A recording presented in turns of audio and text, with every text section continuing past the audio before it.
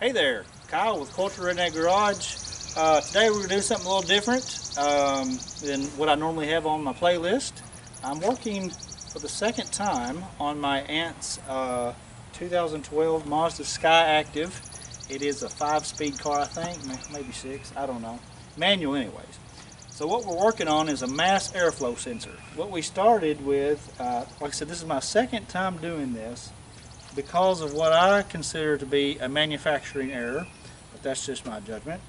Anyways, I think this is a pretty common occurrence with this car, so and with this part especially. So if you find yourself in the same dilemma, hopefully this video will find you and you can work on it yourself. The good news, it's super easy to fix and quick. The bad news is we're doing this on a 97-degree day. Heat index is 111, and anyway, so we're going to try to, and I'm in a polo and jeans because we're getting ready to go to a fish fry and a gospel singing where I got to play, so we're going to make quick work of it. So anyways, come here and let me show you what we got. So here's the mass airflow sensor. It's extremely simple. It's 2 screws, this one and this connector which clips right on, and you can clip it right off. Voila! Now it's really easy to get it off. Now the whole reason why we're even working on this is with the original manufacturer part, we got a code, a P0101, which is a mass airflow problem. Or usually it is. It doesn't always indicate that, but that's usually the case of what it is. Now, we put in a Duralast part. And I love Duralast. There's nothing wrong with Duralast. I use it all the time for things. But we put this in and the car worked great for a couple of weeks. And then we started getting another code, a P0171, which tells us that the engine is running lean. And that's not a good thing. You don't want that. So what we should have done is went with an OEM part. And that's what we're going to put back on there today. Now this thing is pretty darn expensive. I can't remember what the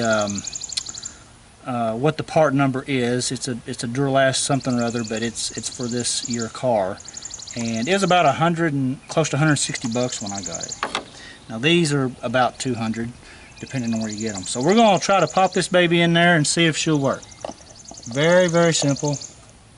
Take it in just like we took it out. Put these 2 screws in. Get them started. My son's working the camera. I should have him doing the work because he could do this. It's that easy. He's actually pretty handy at stuff. He's worked on his little mini bike and that sort of thing. And then to finish it off, we do this. And hopefully what we'll do, we can go in there and cancel our P0171 code, and hopefully it'll fire back up. So let's see what we can do with it. Alright, well before we get to cranking up the car, let's talk real quickly about our 2 mass airflow sensors. This one being the original OEM part, and this one being the Duralast DL-3113 right there. I'm going to argue that you don't want to buy that one. Now I am not a parts basher by any means, and I realize coming from an engineering community anyways that things take time to get right, but for whatever reason I'm finding that on the some of the reviews that were not there several weeks ago, that this one is giving other people the P0171 lean air fuel mixture sort of code. And I'll tell you why I think that. Look, if you will, at the 2 entrances to that, and of course it exits out those holes right there, that one and that one. Now, I may be wrong, but it seems to me that if you're metering that air, that you'll be getting more air through there, and that may be giving you that whole lean mixture sort of thing. So anyways, if you go to and find out that you have a bad mass airflow sensor, I don't recommend getting this guy right here from Autozone, because it could potentially give you that lean air mixture sort of thing. So if in doubt, go with the OEM. The whole reason why I didn't even do it in the first place is it was going to take about 2 weeks to get one of these, whereas this was available to me the next day. So to get the car running, we went with this one, and here we are back again, replacing with an OEM. So anyways, this is the guy you want. Alright, there we go. We have just gotten in the car. We still have the P0171 code, which tells us we're too lean. So we're going to erase that code. And yes, we want to erase it. And we should be in good shape. That's the only one we're showing we have. So we're going to get out of here. And next thing we want to do, try to fire it up.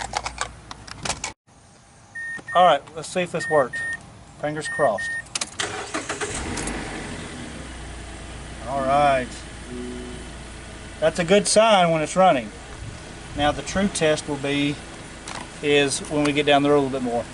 Anyways, I'm happy with that. Let's rev it up. Okay. It doesn't die.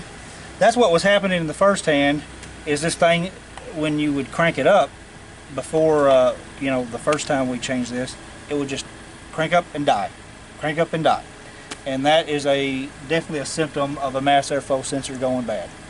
So anyways, we're going to call this one done, and we're going to head to that fish fry and get some fish and a lot of sweet tea, because we have sweated even in the 5 minutes we've done this project. So till next video, we'll see you.